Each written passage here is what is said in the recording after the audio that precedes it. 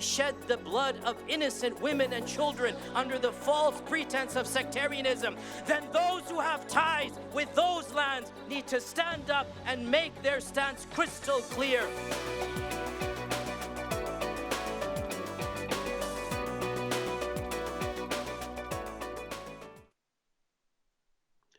Assalamu alaikum, peace be unto you. My name is Muhammad Al-Sanusi. I'm a board member of the Islamic Society of North America. I would like to welcome you to the 57th Annual ISNA Convention, and particularly to this panel discussion here. We are trying to address the issue of social and racial justice from the interfaith and interreligious perspective. So with that, I want to welcome you for this session. And as you know, we are living in the midst of a pandemic that's impacted the entire life. But we're also dealing with this is an interreligious discussion to address the issue of the pandemic of racism. I don't want to go into a discussion about definition or the impact of social justice and racial justice because the convention has been talking about this since yesterday. The issue is discussed thoroughly from different perspectives, and we're delighted about our scholars and participants, in fact, who joined us. But this evening, we have assembled for you a very talented panel here to discuss the issue from the interreligious perspective. So I'm going to go straight and introduce my panel here. And this particular session in the convention is going to be a talk show style and interactive discussion here. We are going to engage in a discussion looking into the issue from the interreligious perspective. So with us this afternoon, Rabbi Bert Vazaski. Rabbi Bert is a good friend of ISNA, and he has been working with ISNA closely for decades, in fact. Rabbi Bert currently serves as a professor of Madrash at the Jewish Theological Seminary in New York. I'm going to just make a brief introduction. This panel, they do have really an extensive background and experience. So Rabbi Bert, welcome to ISNA 57. Assalamu alaikum. And wa alaikum salam. And I want to go also to you, Reverend Dr. Karen Giorgia Thompson.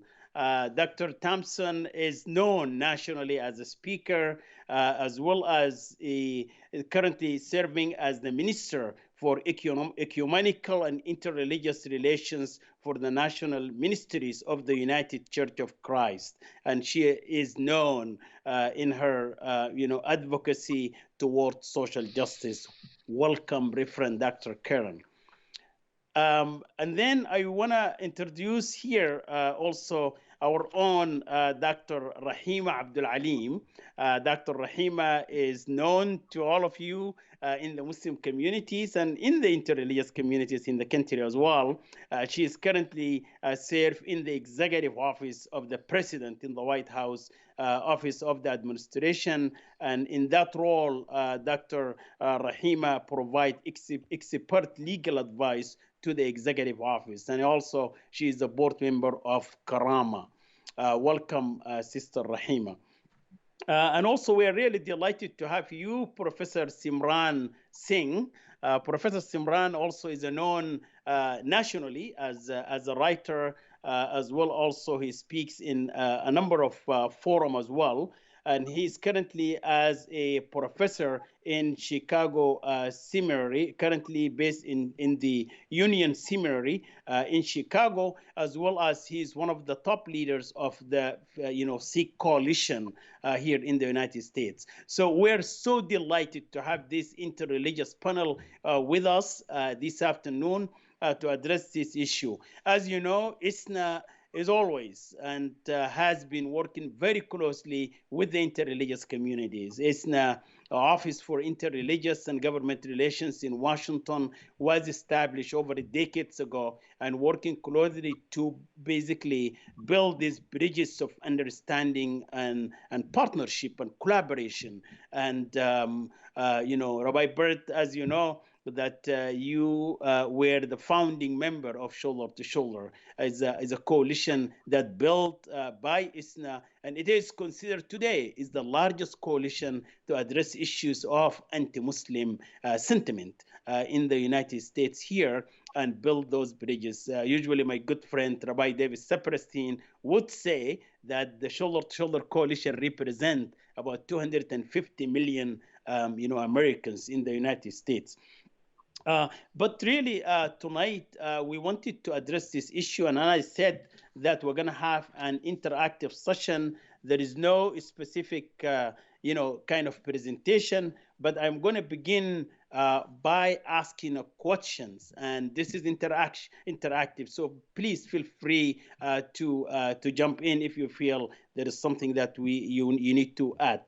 So I want to begin with you, Rabbi Bert, and we know that communities of faith have often been actively involved in social justice movement of many types. So what we can learn from the past, from our collaboration to address the current crisis of social justice that the nation is facing today. I want to talk about the near past, but also the distant past. And let me start with the distant past. The Bible, the Torah, starts with the creation of Adam and Eve. And my rabbis of old ask, why are we told that one individual was created first and foremost? And their answer is, so that no one can say, my ancestor was greater than yours. We all share a common ancestor. And that means that all of us on the screen, all of us who are listening, all of us on the face of God's earth are somehow related to one another, and therefore we are one family. So prejudices, justice is inherent in our very being. We are all one people. In the more recent past, I look back even half a century ago when one of my teachers, Abraham Joshua Heschel, Rabbi Heschel, marched with Dr. Martin Luther King, because racial justice is at the core of our religious obligation. So I think as we look to the past, we have a long and proud record. It's not perfect, but certainly long and proud of religiously in the Jewish community, reaching out to the Christian community, now to the Muslim community and other communities, to work together towards racial justice. Right. Well, thank you. Thank you so much. And moving forward to you, Dr. Karen Thompson, learning from the past, and I know that you have been in the forefront in the past and also in the current movement in the country. So how you can, what do you say about that? So a couple of things, and I certainly echo what our friend Rabbi just named in terms of the civil rights movement of the 1950s and 1960s, and the ways in which communities of faith actually were present together in ensuring that human rights and dignity was to be present for all. I think that I want to look at this from a different angle and speak to also the ways in which some parts of communities of faith were not present in those struggles for human rights and dignity and for civil rights. In his letter from a Birmingham jail, I think, which still applies today, the Reverend Dr. Martin Luther King Jr. actually called out clergy and religious leaders who were telling him that the time was not right for that movement. And I think there's a lesson to be learned there, because I think the time for freedom is always right. I think that it is eminent upon us, and that are inherent in all our traditions is this need to uphold human freedom, human values, dignity, respect, and as the rabbi said, to actually understand that we all come from the one place, from the one ancestor, and that we're actually united in faith and in spirit. Great, wonderful. And Dr. Rahima, I know you definitely mostly agree with what is already being said, but Oh, please go ahead. absolutely. Absolutely. I mean, one of the things that I wanted to speak to was several years ago, I had an opportunity to um, go back to Harvard Law School, which is my alma mater. And they actually have an exhibit on the walls of the law school that's a justice exhibit. And I think it really re-emphasizes what both the Reverend said and the rabbi is that really it has a thread of quotes through the ages that all speak to the issue of justice. And on those walls are passages from the is a passage from the Holy Quran. On those walls are quotes from Dr. Martin Luther King Jr. On those walls are quotes from the Magna Carta.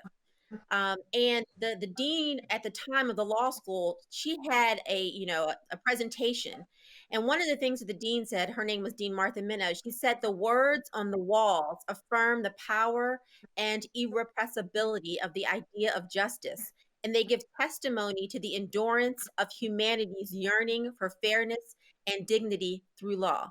And so for me, seeing that exhibit was such a testimony to the fact that this idea for justice is one that we have seen throughout the ages.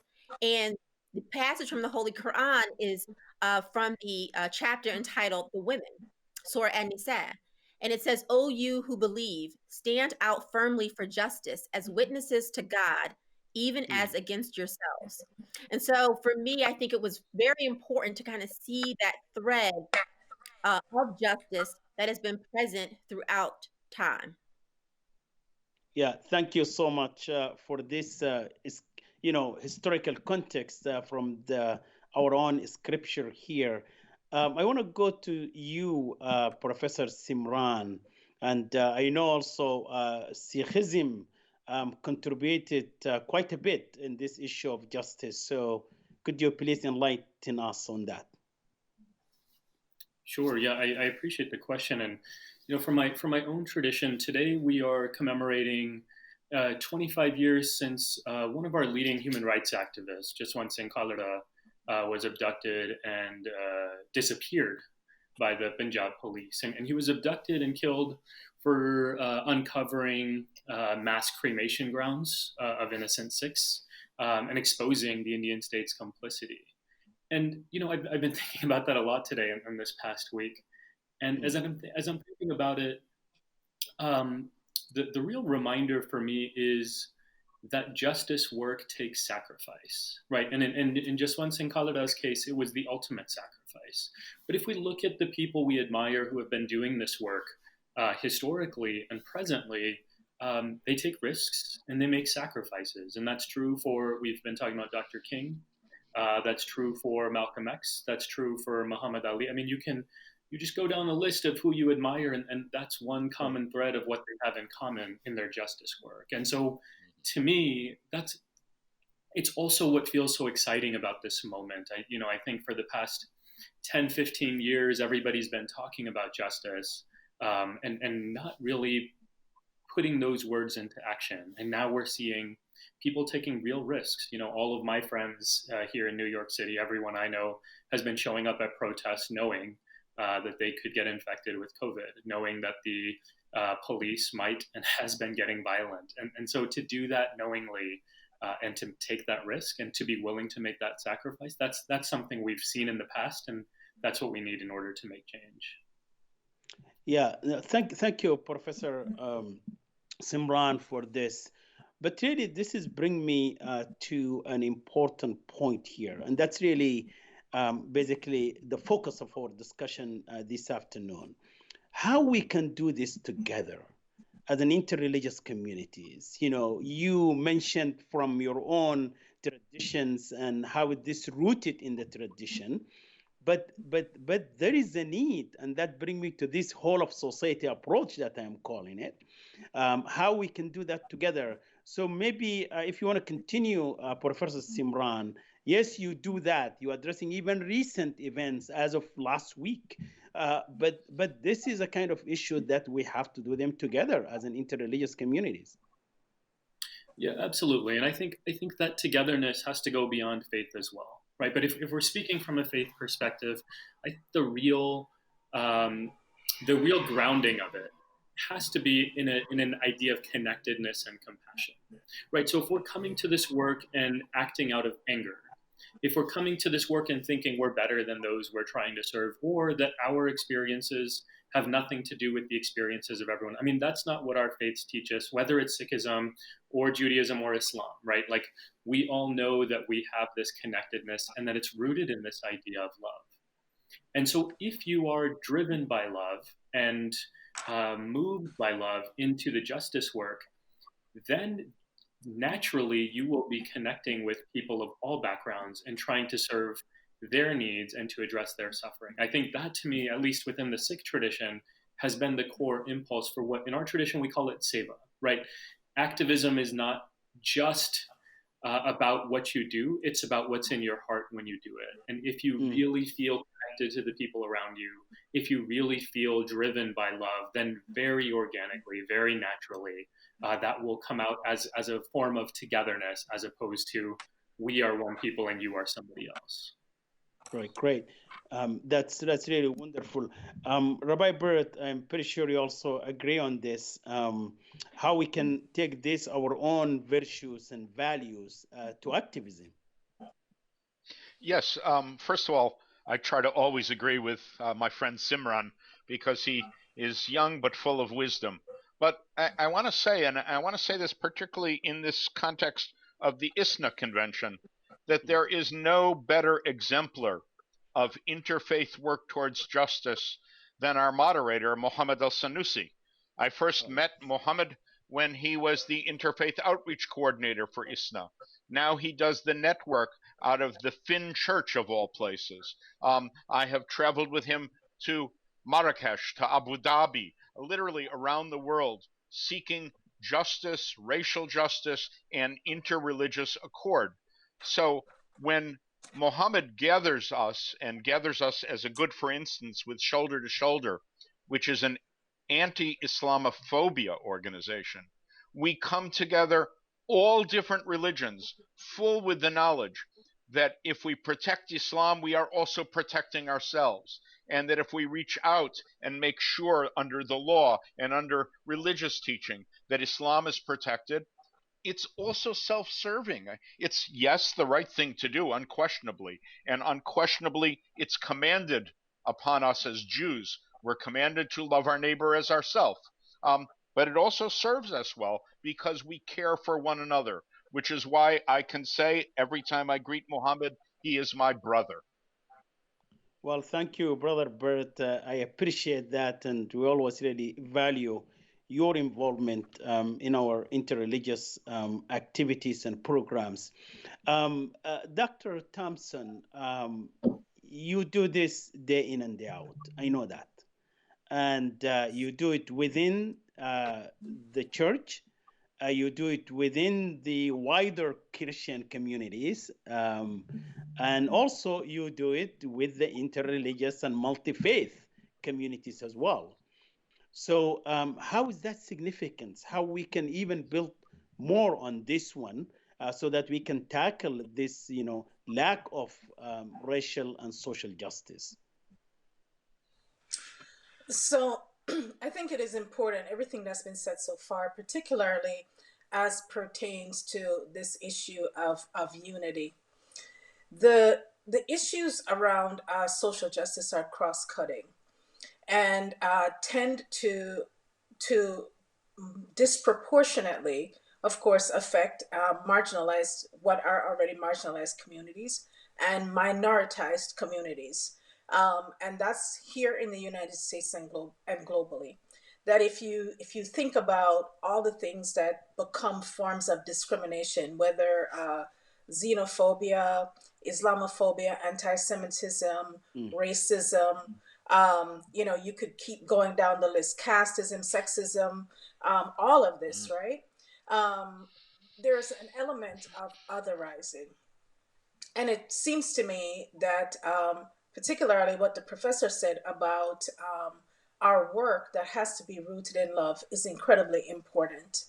That there's something about an understanding of how we are inextricably tied together that says that my agency is also rooted in someone else's agency, that our ability to be united, and I think that unity is incredibly important when we talk about justice, because justice is not a fractured imperative, right?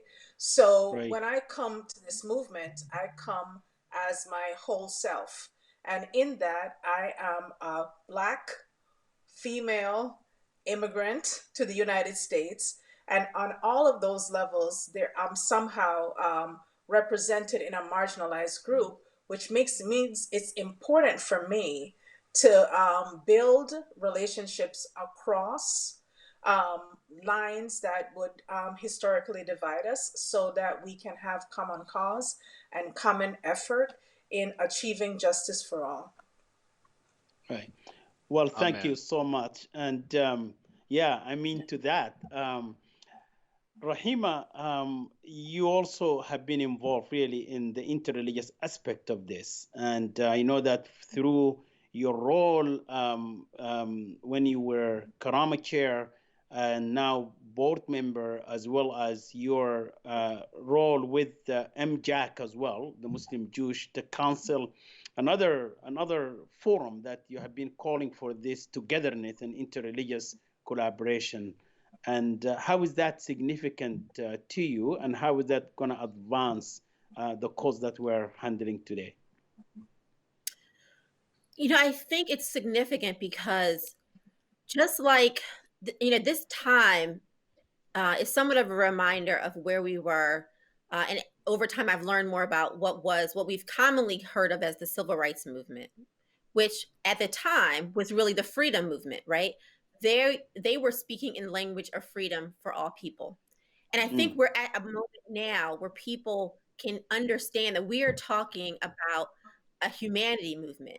We're talking about all, focusing on humanity for all people and making sure that people's different identities, just as the Reverend Doctor just mentioned, but all of those identities are respected and protected in this day and age. And so I think we're really focusing on that oneness of humanity.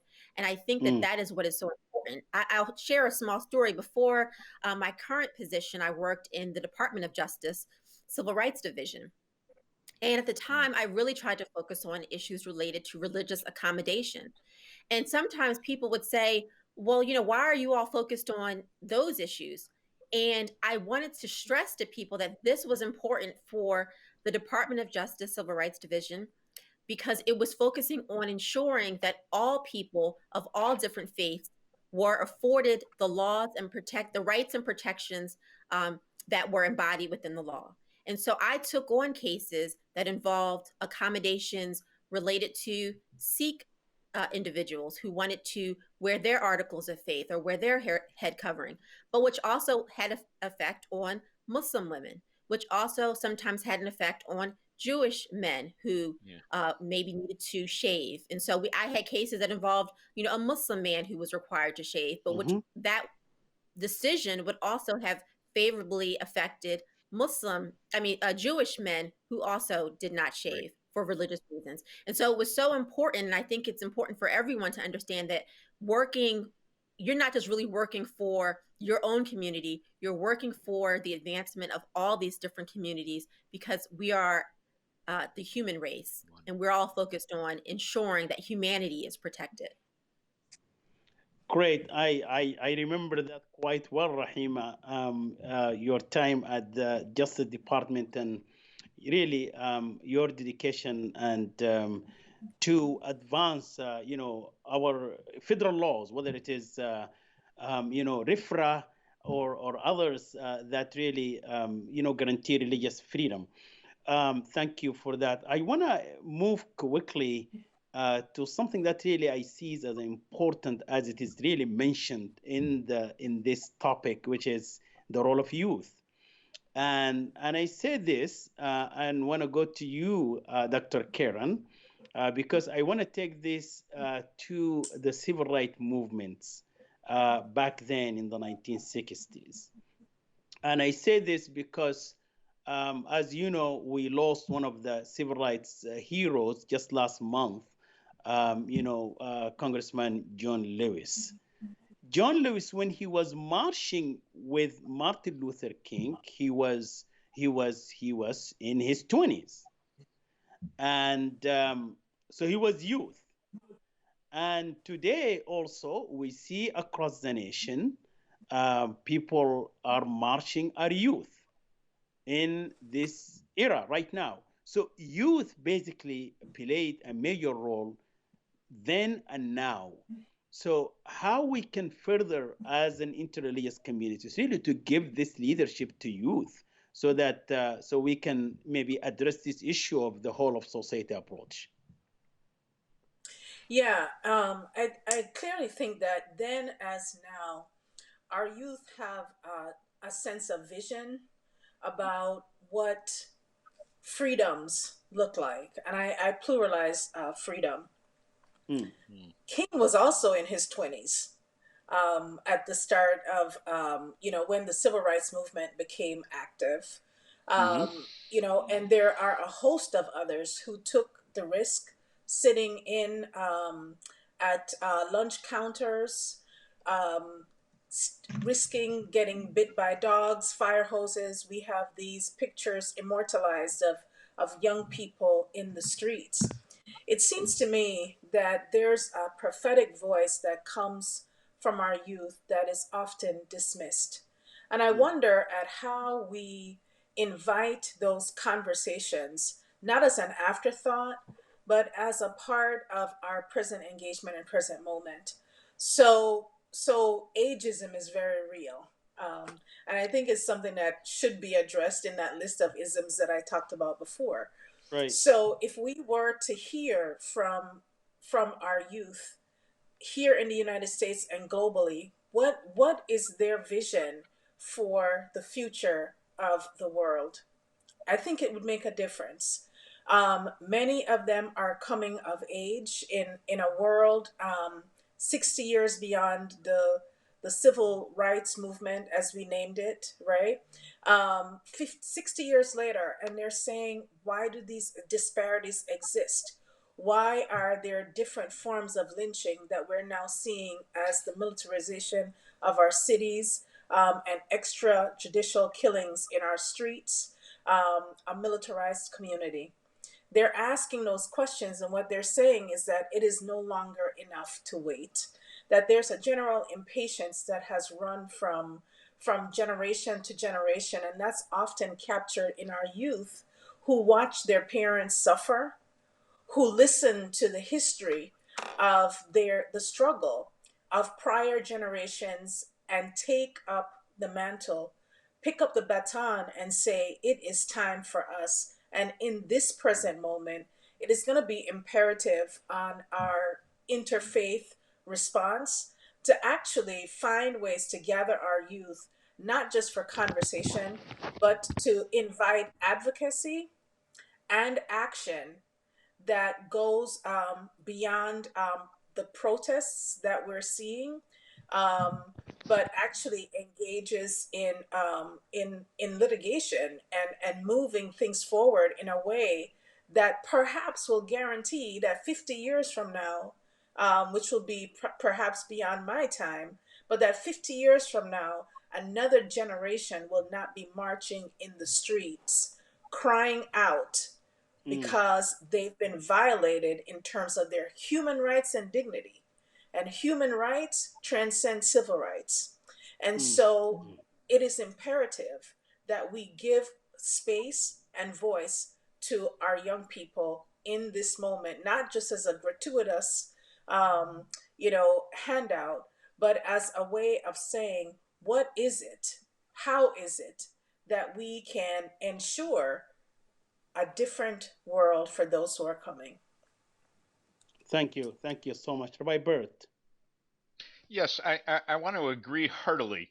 Um, in Jewish tradition, in the 5 books of Moses, we are repeatedly exhorted to teach our children. But one must ask, what does that actually mean? What does it mean to teach? And all of us on the screen have the opportunity to be in teaching situations. And you know that the first rule of good teaching is listening. And listening to our children, listening to our youth is terribly important. I've been taken in the last year or so with Greta Thunberg, who is exhorting us all to save the earth. But she's not just a prophetic voice. She's reminding us that it's not up to her generation to fix the problem. She's telling us she sees a problem we've created, and she's exhorting us that we have to fix it. It's up to us to do the work and repair the damage that we've wrought. So I think we need to listen to our youth. We need to engage with our youth. And Mohammed, I know that you've been particularly thoughtful about this. Our young ones are the ones who know how to do all of the social media. So even if we have a message we want to deliver, we must depend on them to get that message out. Absolutely correct. And yeah, that's really our hope, that to have the youth engage. Dr. Simran, about this youth engagement issue. Yeah, I appreciate the question, and I appreciate what everybody's been saying here. I think, for me, the approach has to be, in all of this work, has to be derived from a place of humility. And when we have that humility, listening is so much easier. And I mean, especially in one of the things that the Sikh tradition and Islamic traditions have in common are the emphasis on listening as a practice. And so we know how to do that. We learn how to do that. We just have to put it into play as we're thinking about the people who we don't listen to most often. And I love that our sister pointed out ageism as a real problem, and that cuts both ways, right? Young people have biases against their elders a lot of times, even in our own cultures, where we say they don't know know how things are for us, and we forget how much wisdom there is in our elders and what we can gain from them. We even started this panel with what can we learn from the past, right? All of this is not new. And on the flip side, we all have so much to learn from our youngers. And when I'm teaching in the classroom, I'm always struck by how different this generation is, how much light there is, how much wisdom. One of the biggest things is they see social justice as an imperative, right? When I was growing up, it was an option to be politically concerned and to be an activist. Now, every one of my students cares. They care about the world around them. They feel like they have a responsibility. They understand what privilege and power means, and they want to do something about it. And I love to see that, and I think we have a lot to learn from that. Great. Thank you so much. Rahima. So as I was thinking, about the title for this panel, I think everyone has really hit the nail on the head. I mean, that's what we're here about today. It's a moral imperative, and the youth understand that it's a moral imperative, that we are engaged in these issues of social justice, racial justice, economic and environmental justice. And several years ago, I had an opportunity to attend a banquet, and it was hosted by a bar association in Washington, D.C., and it was a Black Women's Bar Association for attorneys. And the keynote speaker that night was Diane Nash. And Diane Nash was one of the leaders of the Student Nonviolent Coordinating Committee, or SNCC. And as she ended her remarks for that night, and as has been mentioned earlier, a lot of these leaders from that movement were 17, 18, 19, 20. I mean, okay. Rahima? Yes. Yeah, we can hear you. Okay. Please go ahead. A lot of these people were youth. And as she ended her remarks for that night, she told all of us in the audience, and she said, we prayed for you.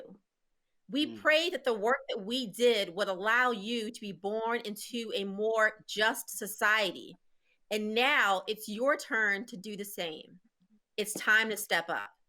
And so it was such a reminder for me, and I think all the attendees there, that it was our time to step up and be committed to these issues. And, that was, years ago when I attended this banquet. And so now I feel like the young people who are now 16, 17, and 18 in their 20s, they understand that it's their time. So I think in our communities, Rabbi Bert, we can you need to hear be. me, Rabbi Bert? Yes. Hello, Dr. Rahima. Yes, I can hear you. Can you not hear me? I think in our communities. Bert, can you hear me? Oh, yes. Yes. Yes. Yeah. So Rahima, you cut off. I don't think we heard your thought there. If you want to maybe try to start over again. Oh, okay. I'm sorry. So let's move on to Rabbi Bert, and then we come back to you, Rahima, so you can complete your thought there as well. And Rabbi Bert, we talked about youth, and I know that different denominations, different religious communities engage youth, but I don't see much of that togetherness between different youth religious groups working together. We see this at the, kind of, I would say maybe a middle age and, level. And we meet all the time. But what about youth? How we can really to bring that so that it will be also visible? I want to say in New York City in particular, there is a Muslim Jewish organization of students, mostly students, in their 20s and 30s, and they meet regularly 2-3 times a month. I know about this because they invited me to do Hanukkah in a mosque. So I went to the Midtown Mosque and we lit Hanukkah candles together. And in front of me was an array of literally hundreds of Muslim and Jewish 20-somethings, 30-somethings. We shared a kosher halal meal together. I think that there are moments when Jews and Muslims and Christians and Sikh, that our young'uns do get together. College campuses in my day, everyone was in their own little silo. And now I think it's quite common, and I saw it with my children, for Jewish and Muslim and Christians all to be friends with one another. Blacks, whites, the old borders have become much more porous. So I'm much more positive about it. And I think that there's ample opportunity, again, for us to learn from our young ones about how to break down those borders and work together. Thank you, Rabbi Bert. Thank you so much. I want to really tackle another issue, and you articulated quite well the importance role of youth here, and also how we can bring them together. But what about the involvement of women? And we know in our institutions and different faith-based institutions, yes, women are involved, but it's not enough. And this is something that we really need to address from the interreligious perspective. How we can learn from each other, how we can do this collaboratively. I remember when ISNA basically led the efforts of building relationship with the Jewish communities and came up with the Children of Abraham in Conversation book that known. The majority of members of our communities, the Islamic Society of North America, different mosques, women were in the leadership. I remember in Colorado, for instance, 40 women get together with 40 Jewish women, and they completed the 12 chapters, in few months. And it was the first actually Muslim community to do that. So it's always in the leadership. So how we can even continue doing that from the interreligious perspective. So Rahim, I want to take that because I know that you train women's leadership all the time. Yeah, I think it's something that organizations need to make sure that they have women who are active participants in their organizations in these different efforts that the organizations are involved in, and not just women involved in the periphery or around the outside, but women who are actively leading various efforts. I think that's going to be critically important. I think that one of the things that Karama has done is that we have a law and leadership program where women are being trained each summer. And we have hundreds and hundreds of women who have participated in that program. And I think it's incumbent when they go back to their communities, that their communities, it open, these various efforts that are going on in the community and ensure that women are actively involved in all of them. I think that is something that's vitally important. Right. Thank you so Were you much. able to hear? Yes. You covered it well. Dr. Simran, do you want to add to that regarding women's involvement? Yeah, sure. I mean, I'll say yes to everything that we just heard, and let me just add that in situations of inequity, and we have a gross situation of inequity when it comes to gender disparity within religious and interreligious communities, right? This is not just about Islam. This is not just about Christianity. This is not just about Sikhism. It's across the board. When you have a situation like that, it is the responsibility of those in power to address those problems, right? So it's really easy for us to say, well, women should just get more involved. But I think the way this stuff really works, and we see it with racism too, is those in power, right? In this situation, if patriarchy is the problem, the responsibility is on men to address that and to create spaces for women and to step back and actually to produce that equity. And so just this is not anything different than what we just heard. It's just an elaboration on that for us as men, it really is our responsibility. And I think what we're learning through our conversations around racial justice really applies here, that silence is complicity. Doing nothing is being part of the problem. And so if we really want to be part of the solution, we have to be proactive in addressing patriarchy in our communities. Thank you so much, Dr. Simran. Dr. Thompson, you want to share with us your experience in engaging and involving women in the ecumenical as well as in interreligious, within the UCC or within the wider denominations. Sure.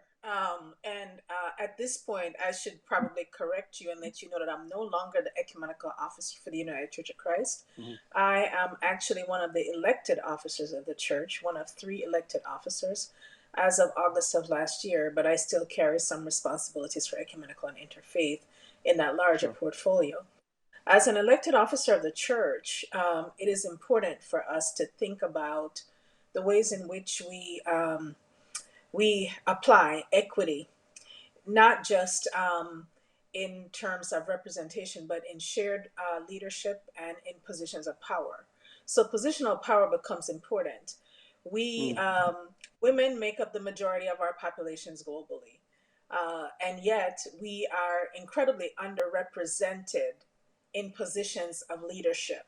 So if you look at organizations, even where women make up the majority of the workforce, they tend to be less so in the leadership. So it is important to me, for example, to create spaces where we have opportunities to invite women, and to create spaces also for doing leadership development, that it is not enough to say that we want women in leadership if we're not creating opportunities for them to develop those leadership skills within our communities and within the programs and organizations that we serve.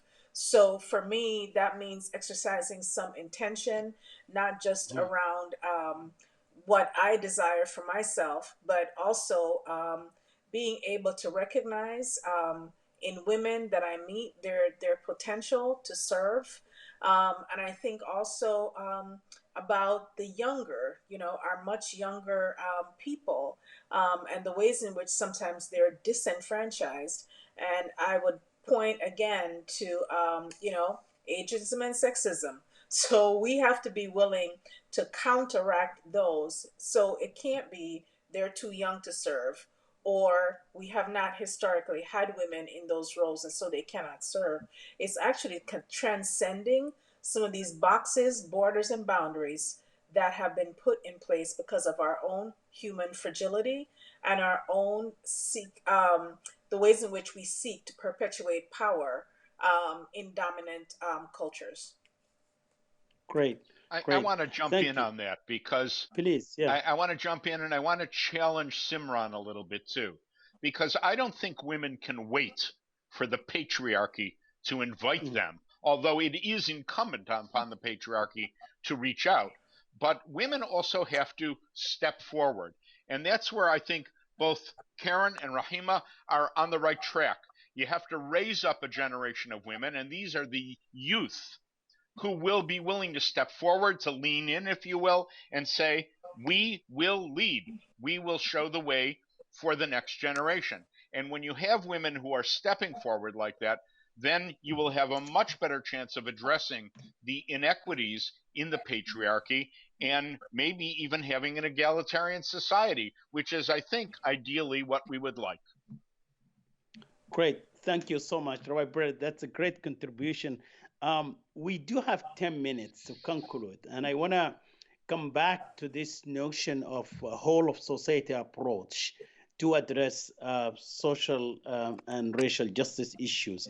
And we understand that government cannot do it alone. We do understand that. But we also need to have the whole society with us. So how you could offer like a practical action-oriented ideas, how as an interreligious communities to work together to support government so that we can address the problem that we are facing as a nation in terms of inequality and the lack of social and racial justice. So I can begin with you, Dr. Simran, on this, and then move on. Sure. I think a practical step that I draw from my tradition and it has served me very well, and actually corresponds quite well to some of the anti-racist frameworks that are emerging right now. It's a dual practice, right? And in Sikhism, we call the practice midi pidi. It derives from Persian, and pidi refers to the spiritual.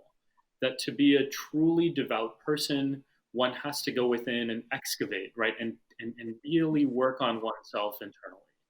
And what that means to me is in a context where we are constantly taking in racist and misogynistic and sexist ideals and ideas, what we really need to do is unlearn those, right? And accept the fact that we have problems inside of us individually and really dig deep and try and deal with those. So that's the one that I think is incredibly practical, and not enough people do it. And that's what I mean when I talk about anti-racism as a spiritual practice. And then there's the social piece of it, and in Sikhism we call that the midi, the engagement with the world around you. So what we learn in our tradition is it doesn't matter at what scale you engage in justice work. It doesn't matter what particular form you do. As Toni Morrison tells us so beautifully, do what you can from where you are. Right, like that's our tradition in Sikhism. Like you just feel such a love and such a connection for people around you, and you feel such compassion for their suffering that you do what you can from where you are, and don't worry about what that looks like. Right, like listen to the people who you love and who you want to serve, and show up for them. And I think the rest of it starts taking care of itself. That's how you get onto the path of this work. Thank you so much. Rahima, any practical action-oriented? I think I love that explanation that the professor just gave about both looking internally and externally. And I think that the same can be said for us as Muslims. I think as Muslims, we need to ensure that we are doing the hard work internally as a community and making sure that our community is addressing issues of racial justice and racial injustice as they arise internally within the community. And I think that will help inform the work that we do externally to making sure that there's racial justice everywhere. So for an example, I will talk about the recent tragic shooting of Jacob Blake. And in many quarters, there was, not a lot of response to that incident. Here we are, just several weeks after another shooting of another unarmed Black man, but there sometimes was a lack of urgency in many quarters until it was seen that his father, got on the news and made prayer in Arabic, said the Al-Fatiha, and then there was more of a sense of urgency. And I think that even us as a community, we have to look internally to make sure that we aren't waiting to address issues of racial justice when it is people who from our community who were impacted, but rather we are at the forefront of addressing those issues irrespective of what community is impacted, whether it is, internally or externally. Another example I'll give is when I was doing the work of in the Civil Rights Division of the Department of Justice, we had a case that came forward that involved an issue of religious accommodation. And one of the communities that stepped forward was the Seventh-day Adventist community, because they had been doing that work for so long that they were able to actually step in and assist the Department of Justice and assist us in actually framing how it was so important for people to get a religious accommodation. And so I think we need to rely on our interreligious community, because sometimes people externally can help advance a cause that you may not be able to do from your own community. So we both have to do the work internally for our community, but also other communities who may be in a different place, who may have access to different information or different channels, can also help each other. And I think in doing so, we all work to ensure that humanity issues are protected. Thank you so much. And I'm really glad that you brought up this interfaith aspect of it, strengthening our own, religious communities, and do that interfaith understanding on these issues and dialogue. To you, Dr. Thompson, give us the practical action-oriented steps that we can take. So for me, the biggest practical thing here is get involved. And being involved looks a variety of ways, right? We all have particular strengths. There are people marching in the streets. We have points of advocacy in Washington, D.C. We have global advocacy through the United Nations. Find your place, use your gifts, get involved. That's the best thing that I can say, and that's for all.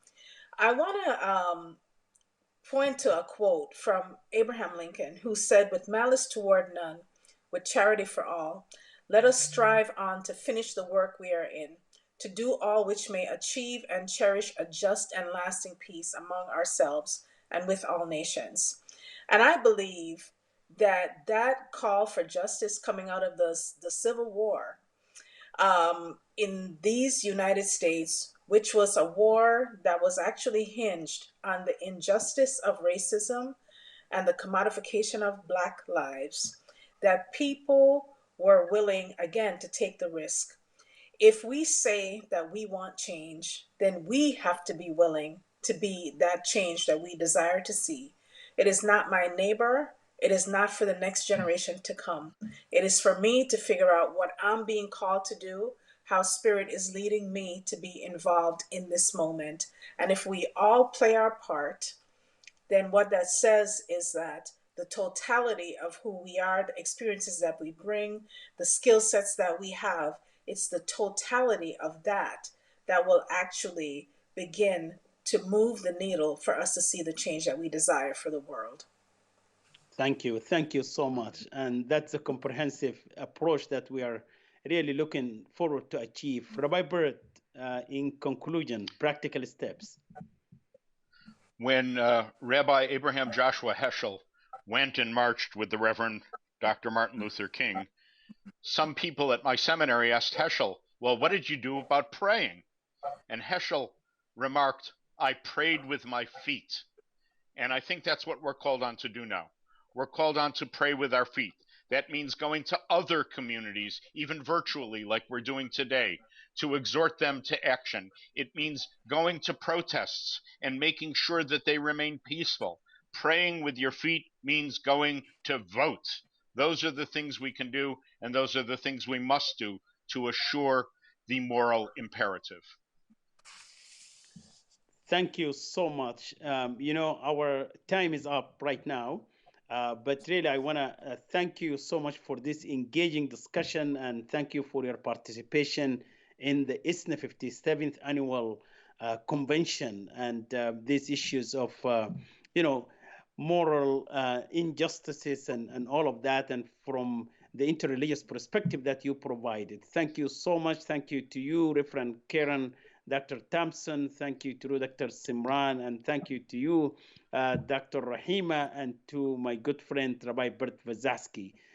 We enjoyed this discussion, and we appreciate your participation, and ISNA is always for you for interreligious collaboration and understanding. With that, you have a good evening and good night. Thank you so much. Thank you. Thank ISNA through its president, Dr. Saeed, for the road that it has traveled for 56 years in bringing us where we can speak about so many achievements. This country is continuously in the making and achieving more, and I believe that American Muslims will have to provide the leadership.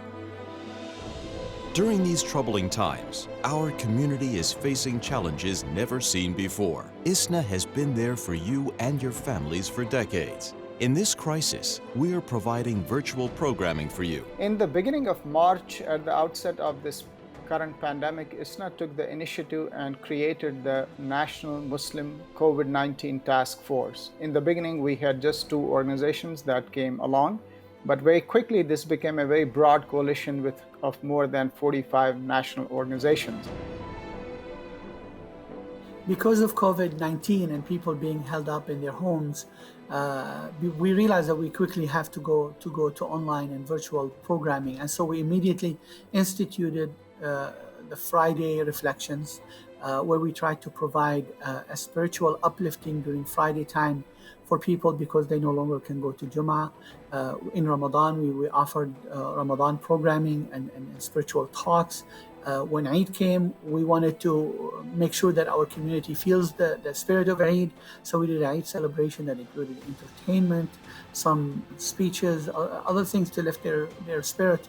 And since then, we continue with our Friday programming, and we continue with online programming regularly with things that are relevant to our community. Where we celebrate our accomplishments, and at the same time we also talk about our challenges, and we bring in experts, we bring in leaders, scholars, activists who come and share their vision and who share their ideas. Let me thank the Islamic Society of North America for inviting me.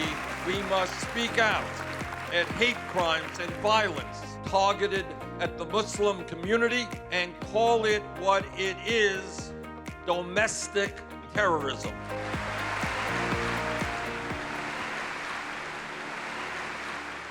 It was March 7th, 1965, when marchers were walking from Selma to Montgomery to protest the killing of 26-year-old man Jimmy Lee Jackson.